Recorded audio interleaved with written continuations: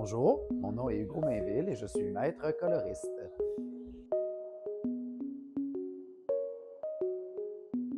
Mon travail consiste à embellir les gens. En fait, c'est pas plus compliqué que ça, mais en fait, c'est de faire de la coloration dans les cheveux. Une journée typique de travail, à quoi ça ressemble? Je me lève à 6 heures tous les matins. J'arrive au travail à 7h10, 7h15. La journée commence à 8 heures avec la première cliente et va se terminer autour de 16 heures avec la dernière cliente. C'est des bonnes journées. J'étais étudiant en communication et en lettres au cégep et puis j'allais faire mon bac en enseignement. Oui, j'étais pas du tout destiné à être en coiffure, mais la vie a fait en sorte que je me suis ramassé dans ce milieu-là comme ça. Et puis le but premier, c'était l'enseignement, mais je pense que je ne savais pas quoi enseigner. J'étais perdu, mais pas perdu. Souvent, on pense qu'on est perdu, mais on est en train de tracer un petit peu ce qu'on va faire, mais sans savoir qu'est-ce qu'on va faire. Si je voulais être professeur, il fallait que je sois passionné par ce que j'allais enseigner. Et puis, c'est ce que j'avais le plus de difficulté à trouver, c'est qu'est-ce qui me passionnait assez à l'école pour dire « Ah, je vais l'enseigner pendant 30 ans. » Puis, tout le monde le sait, personne ne peut être contre ça. Si on est un prof plate, tout le monde se souvient de nous toute leur vie. Puis, si on est un prof super le fun, tout le monde va se souvenir de nous aussi toute leur vie.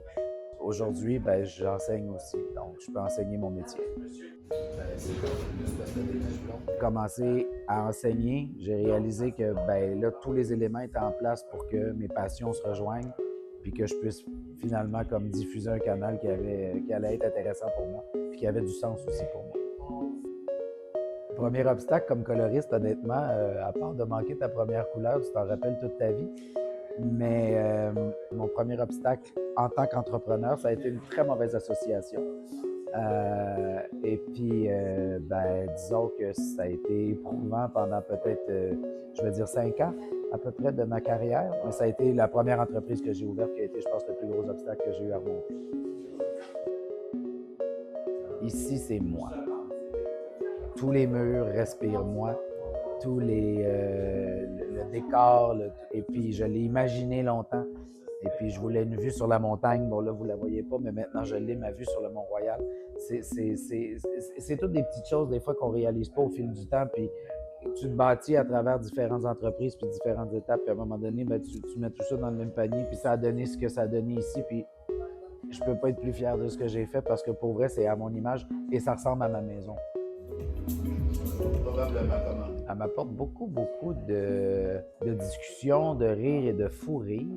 Je dirais que c'est robotique un peu, mais la dose d'humain apporte toujours quelque chose. Si tu ne veux pas travailler avec l'humain, tu n'es pas fait pour être en coiffure, il faut changer de métier. L'IA, la fameuse. L'intelligence artificielle ne remplacera jamais une paire de mains dans des cheveux. L'IA, où elle peut nous aider, par contre, c'est sûr, des fois des transformations que les clientes voudraient vivre. Donc, de pouvoir leur modifier les cheveux sur une image par l'intelligence artificielle sans que ça ait l'air dégueu. De là à faire une coloration par l'IA, je vais probablement saluer de très haut le programmeur qui va être capable de faire d'un robot un fin tricoteur de mèche ou un œil de balayage. C'est dans toute l'émotion qu'une cliente rattache à ses cheveux. Certains vont dire que c'est un accessoire des cheveux. Je suis plus du type à penser que c'est un état d'âme. Puis avant que l'IA ait une âme, j'ai encore un petit peu de lousse devant moi pour continuer à travailler, je pense.